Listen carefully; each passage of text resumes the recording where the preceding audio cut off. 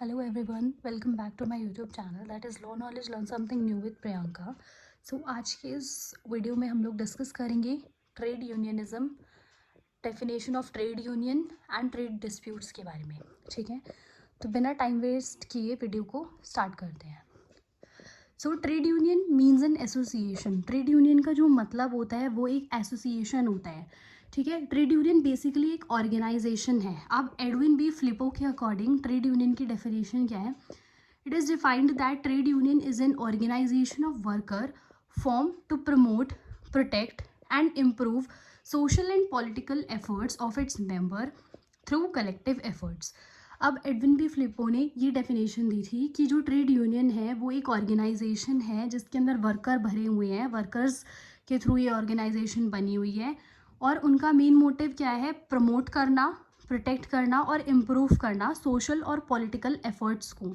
ठीक है, उनके सोशल एफर्ट्स को, पॉलिटिकल एफर्ट्स को वर्कर के प्रमोट करना, प्रोटेक्ट करना और इम्प्रूव करना.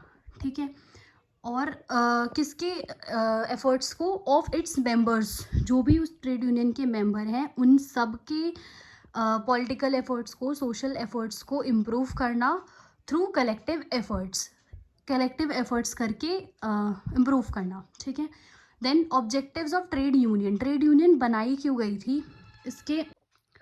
पहला ऑब्जेक्टिव है सीडी एम्प्लॉयमेंट.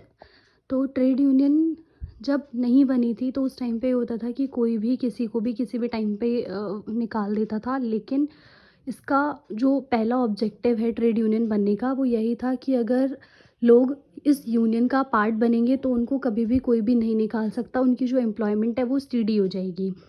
फिर सेकेंड चीज़ आती है रैशनलाइजिंग पर्सनल पॉलिसीज़, कि जो भी पर्सनल पॉलिसीज़ बनाई गई हैं वो रैशनलाइज हों, वो फेवर में हो दोनों के, वर्कर के भी और एम्प्लॉयर्स के भी. फिर थर्ड चीज़ है voice and decision affecting workers, कि मतलब अगर वर्कर कुछ कहना चाहते हैं या फिर उनको डिसीजन मेकिंग में पार्ट लेना है तो उनकी बात पे भी फोकस किया जाए. फोर्थ चीज़ पार्टिसिपेशन, कि अगर किसी भी चीज़ में वर्कर की हेल्प चाहिए या किसी भी चीज़ में इन्वॉल्वमेंट होनी चाहिए, वर्कर की पार्टिसिपेशन होना चाहिए, तो इसके लिए भी ट्रेड यूनियन बनाई गई थी. फिर trade union firstly came in existence in Britain. सबसे पहले ब्रिटेन में आई थी. In 18th century number of people gather together but their motive can not fulfil. बहुत सारे पीपल एक साथ आए थे 18th सेंचुरी में, लेकिन जो उनका मोटिव था वो फुलफिल नहीं हो पाया था. So it helps to regulate the relationship between workers and workers, employers and workers, employers and employers. ये रिलेशनशिप को, इन तीनों के रिलेशनशिप को मेंटेन करने में हेल्पफुल होता है. इन तीनों में लड़ाई ना हो इसके लिए ट्रेड यूनियन जो है वो बहुत हेल्प करता है. फिर नेक्स्ट है मेंबर्स ऑफ ट्रेड यूनियन. तो बेसिकली यहाँ पे दो मेंबर्स होते हैं, एक होता है वर्कर और एक होता है एम्प्लॉयर्स. वर्कर वो होते हैं जो काम कर रहे होते हैं और एम्प्लॉयर्स जो उनके एक तरीके से बॉसेस बोल सकते हैं वो होते हैं. तो दो मेंबर्स होते हैं ट्रेड यूनियन के.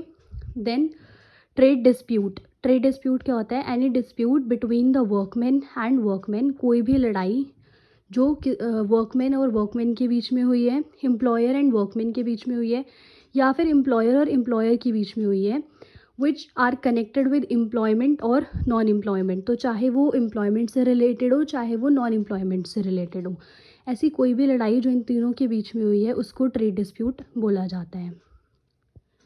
Then history of trade union. 1918 के अंदर हमारी मद्रास लेबर यूनियन आई थी. 1926 में ट्रेड यूनियन एक्ट आया था.